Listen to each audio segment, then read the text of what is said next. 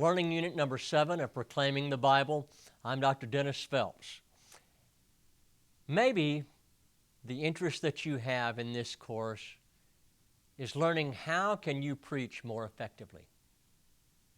How can you achieve impact in your preaching? Maybe you've heard other preachers who, when they preach, they just seem to have such an impact when they preach. And maybe you've prayed and asked God to use you in that kind of way. Achieving effectiveness in communication is a pursuit to which we have given centuries of study. In fact, we can go as far back as the classical Greco-Roman rhetorical strategies to learn effective communication theory. And this week, we're going just to hit the highlights of effective Greco-Roman rhetoric because it still works. Their theories, their canons of rhetoric are still effective in communication today. In fact, if you'll listen closely to some of the emerging millennial preachers today, what you will hear is they have gone back to classical Greco-Roman rhetoric to achieve effective communication. And today we're involved in a communication revolution here in the West.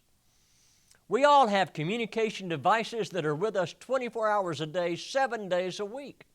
We've become entangled and wrapped up in the modern communication revolution. There is one-way monological communication.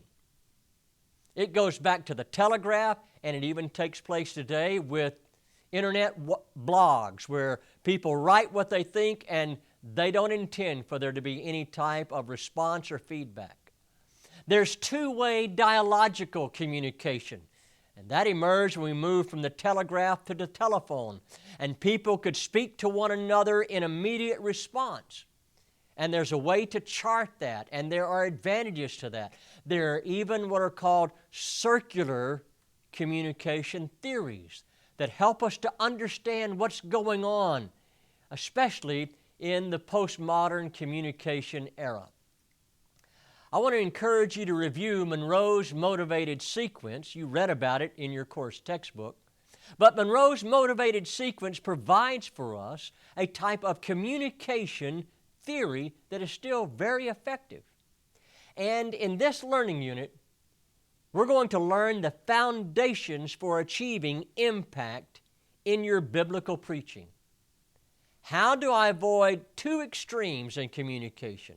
One extreme where everything is predictable and expected and it induces boredom, and the other extreme where nothing is predictable, nothing is expected, and it achieves communication shock. We want to achieve what Clyde Fant called midpoint communication. And by achieving midpoint communication, we can achieve impact in our preaching.